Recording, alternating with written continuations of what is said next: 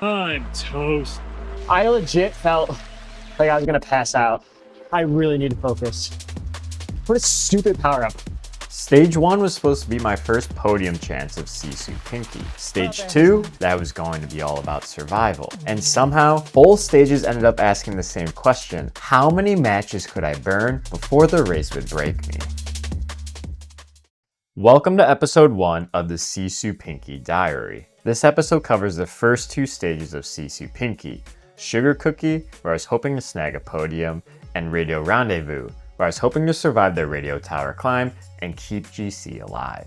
Stage 1 looked like one of my better opportunities on paper. Rolling, punchy, but not a climber's course. Today, my goal is just to finish with the front. I would love the podium. And it'll really just be dependent on if I'm able to make it over the bypass climb. Let's do this, everybody. Let's go. Got a long downhill here, so don't want to chase a single thing. The start was almost too calm because we were rolling downhill from the jungle pens. But once the roads flattened, the attacks started to happen. There were certainly no race-winning efforts, but the pack started stretching and the matches started to burn. This is exactly how stage 1 was last year. Repeated attacks.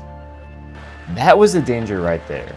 Not one giant move, the repetition. Things could break here. I can see elastic snapping. Attack, chase, reset. Attack, chase, reset.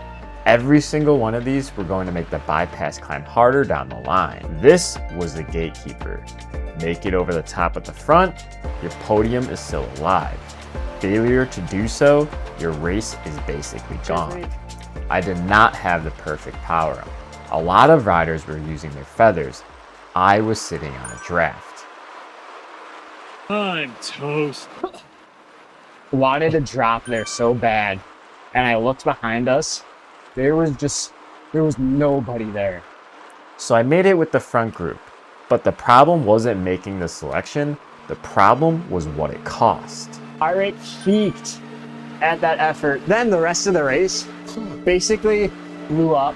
Even when the road went downhill, I wasn't recovering. My power came down, but my heart rate stayed pinned and my chest still burned. Then the gravel and the final drag hit. And when the last move went with about 2 miles to go, I was still pushing, but I had nothing explosive left.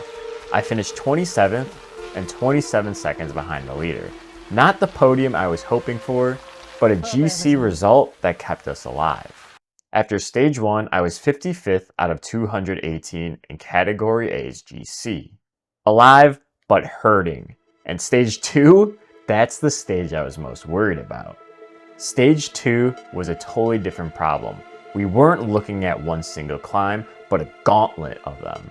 Mayan Mountainside, Itza KOM, the grade, radio tower, all in a row. And we're just gonna survive as long as possible. I'd be shocked if I was in the top 20. And that matters because I ended up finishing 18th.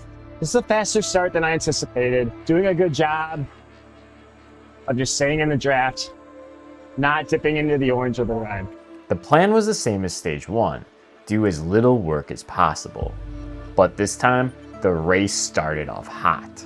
A few riders went off the front, a lot of A riders reactive. I chose to gamble. I stayed cool, trusting that the pack would come back together. I just know any marginal gains in this flat section will help down the line. The early KOMs were draftable enough where I didn't want to follow every single attack. I stayed with the biggest bunch, but the pace was still high. That was insanely fast. 5 watts per kilo, 6 watts per kilo, repeated surges, and by the time we were only 17 minutes into the race, I was averaging over 300 watts. And this is where the stage 2 story starts to build. None of these efforts ended the race, but every one of those efforts made the grade worse.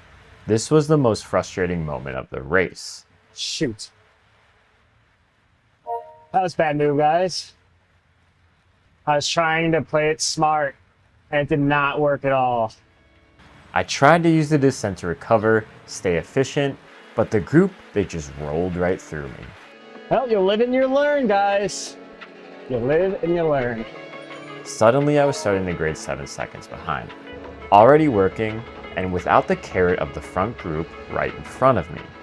I caught and passed 3 riders, moved up to 16th, and kept the pressure on. But the longer the climb went on, the more I started to fade. When Van Wyn went past, I had a choice. Let the wheel go and ride alone, or burn another match to get back. I used the feather, pushed over 400 watts, and made it across. But by the time I got there, I was already cooked. Here's a match gone. He's trying to chop me. After the grade, I was in no man's land. Too far from the riders ahead, close enough to be chased from behind, and still staring at the radio tower. I really need to focus. I'm all over the place. And then, of course, I rode the worst possible power up for the final climb, the anvil. Oh man, I should have used that way earlier. Look at this. What a mess.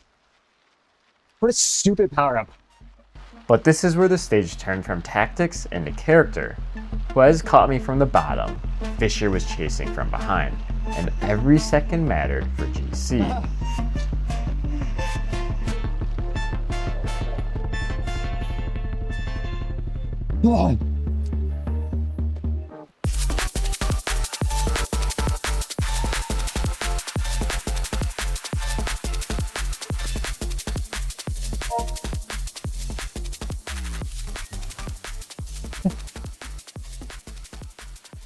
Jesus.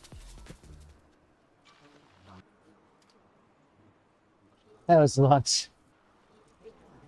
That's a really hard stage. It's a really hard stage.